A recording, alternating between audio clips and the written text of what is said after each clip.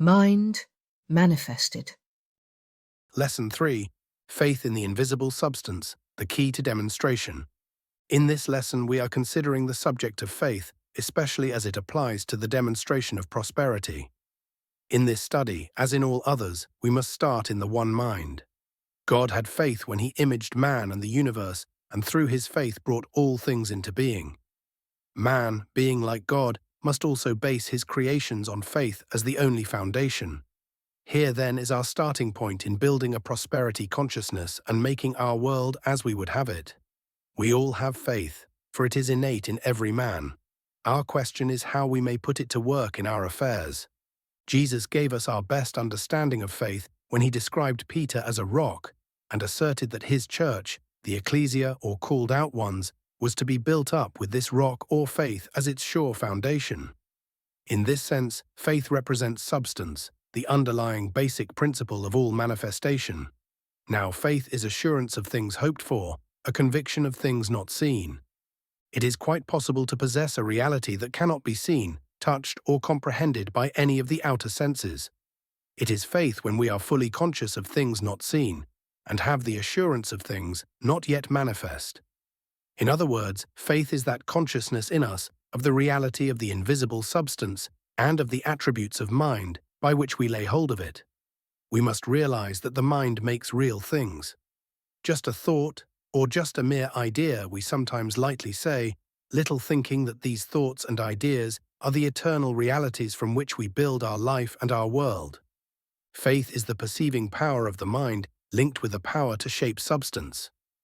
You hear of a certain proposition that appeals to you, and you say, I have faith in that proposition. Some man whose character seems right is described to you, and you say, I have faith in that man. What do you mean by having faith? You mean that certain characteristics of men or things appeal to you, and these immediately begin a constructive work in your mind. What is that work? It is the work of making the proposition or man real to your consciousness.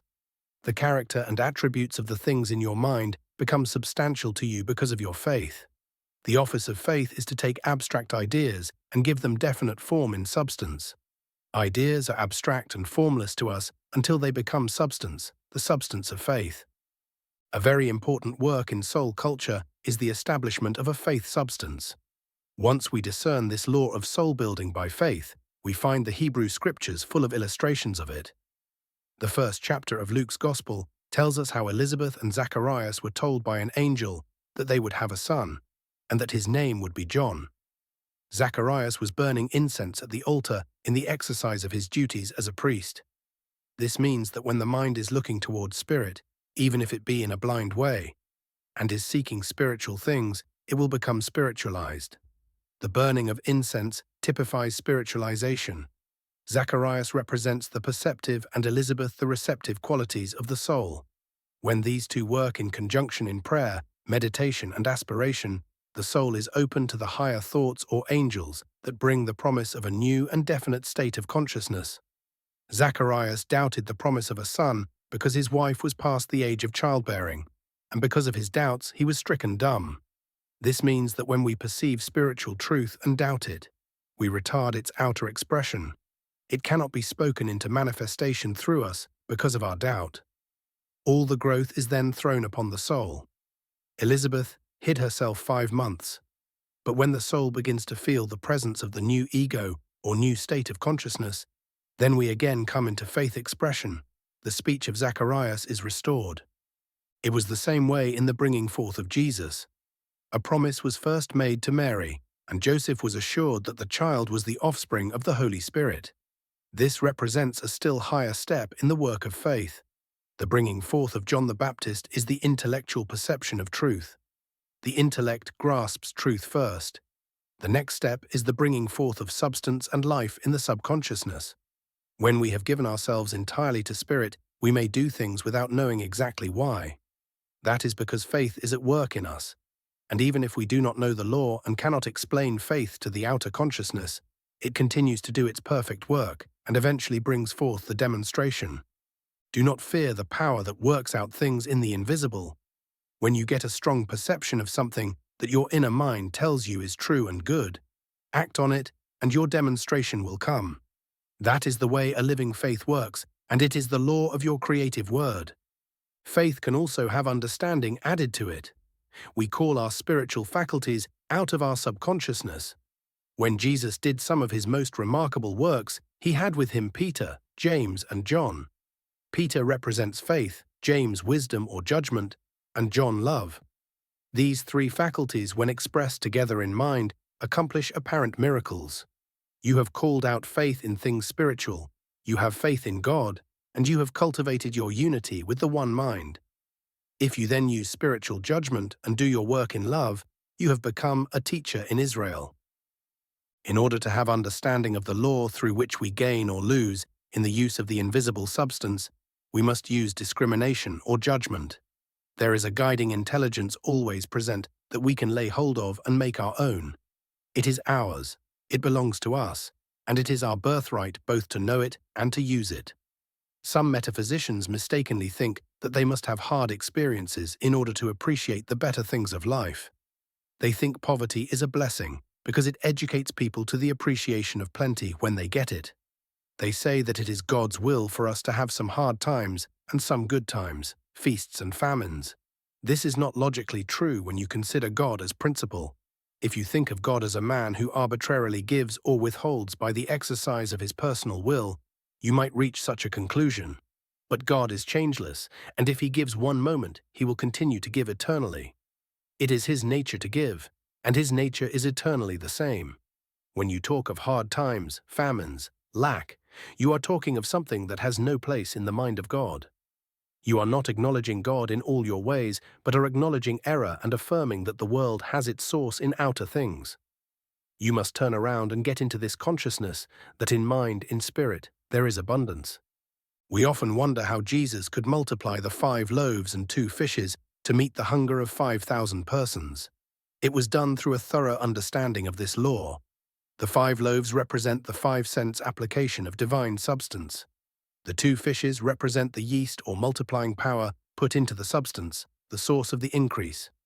We are told that if the yeast of a single setting of bread were allowed to increase, it would fill a space larger than this planet. This shows that there is no limit to the increasing power of elemental substance. It is for us to use as Jesus used this power. It was not a miracle, but something that we all have within us as an unawakened ability and that we can learn to develop and use as Jesus did. Jesus entered into the silence, prayed and blessed the substance at hand. If we would multiply and increase the power, substance and life in us, and at our command, we must get very still and realize that our resource is spirit, that it is God, and that it is here in all its fullness. We must make contact with it in faith. Then we shall find it welling up within us. Some of you have no doubt had that experience. But if you just let it ooze away without understanding it, you get no benefit. Here is the key to this life and substance you feel when you sit in the silence. You must begin to speak these words with power and authority. When there is worldwide belief in financial depression, lack of circulation, stagnation, things do not go as we expect, and we develop fear, a belief in lack of circulation of money. But if we know the law, we do not come under this fear thought.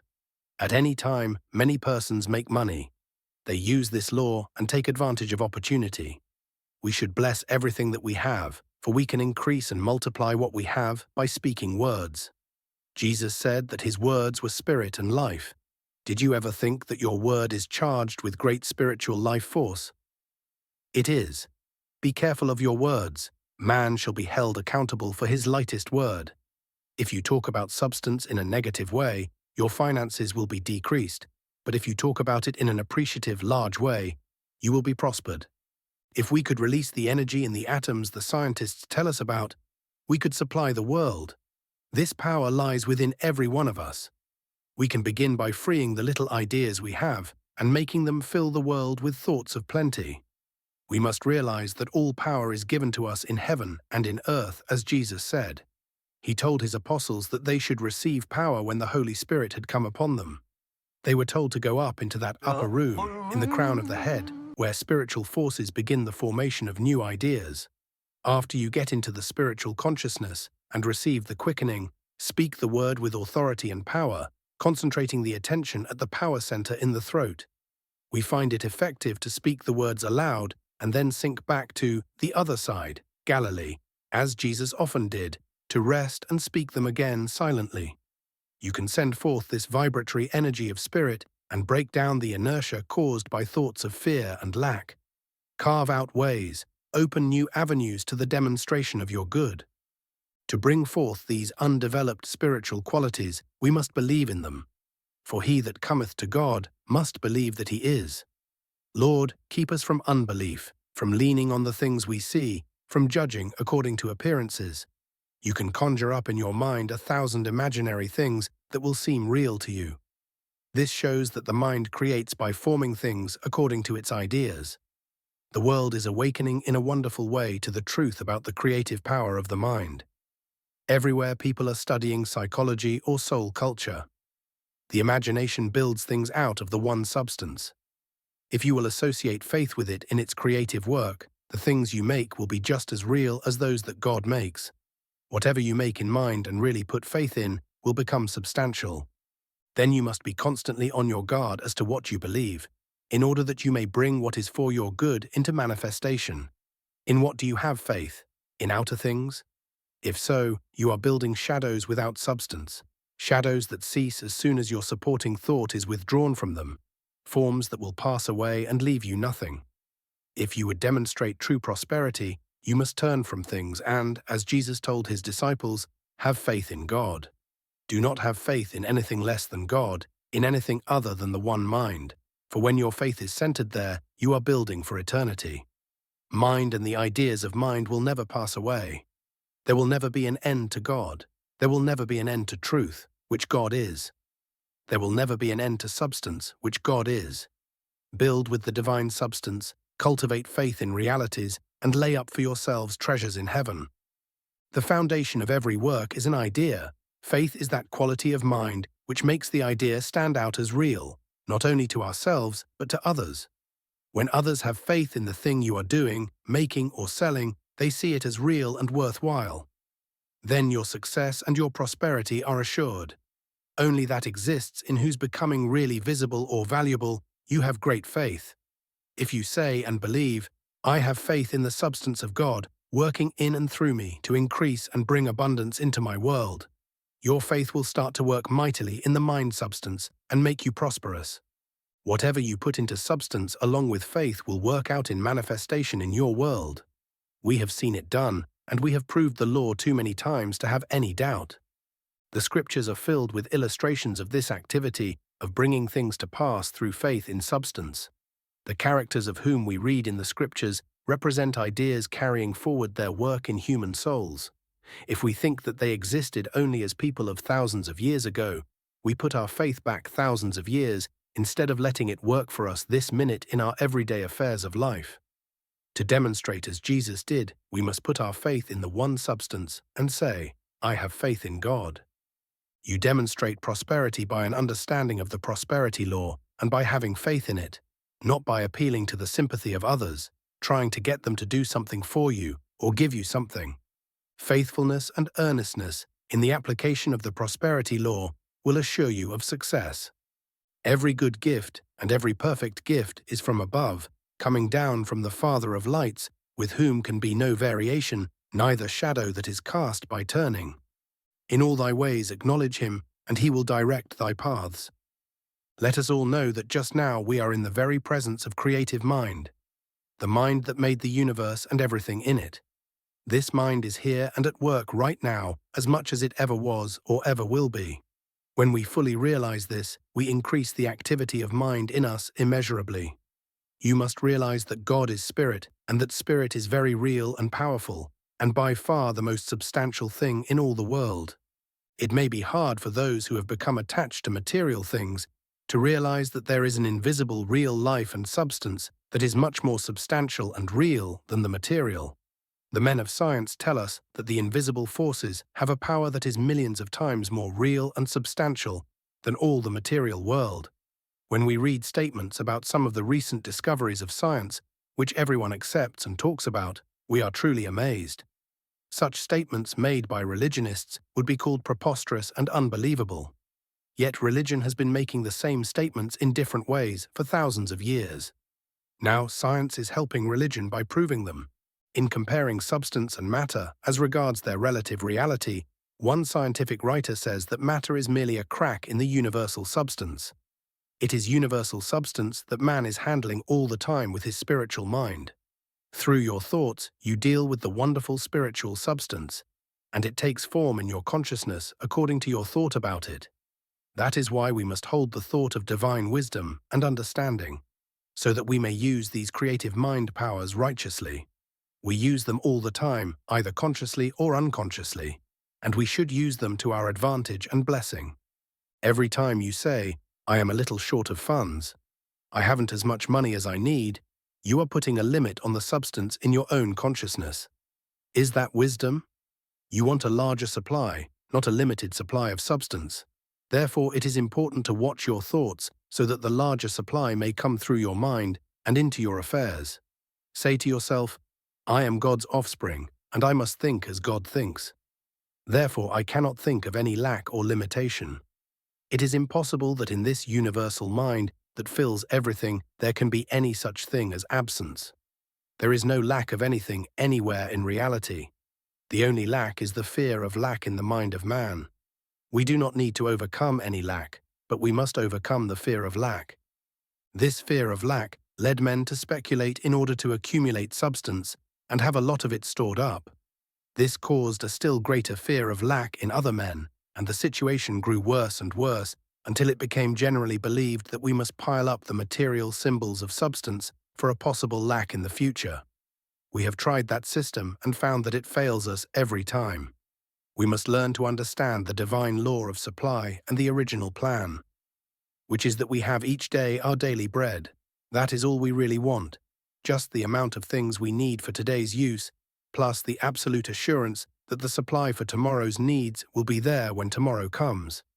This assurance cannot be found in hoarding or piling up, as we have learned by experience. It can be had if we have faith and understand the truth about omnipresent, always available substance. Anything less than today's needs is not enough. Anything more than we need for today is a burden. Let us start with the fundamental proposition that there is plenty for you and for me, and that the substance is here all the time, supplying us with every needful thing according to our thought and word. In the morning, immediately upon awakening, take a quiet meditative thought. A good foundation statement to hold in the silence is, "Let the words of my mouth and the meditation of my heart be acceptable in thy sight, O Jehovah, my rock and my redeemer." Think of the meaning of these words as you meditate on them. The words of your mouth and the thoughts of your heart are now and always molding the spiritual substance and bringing it into manifestation. They will not be acceptable to the Lord unless they bring into manifestation things that are true, lovely, and altogether good.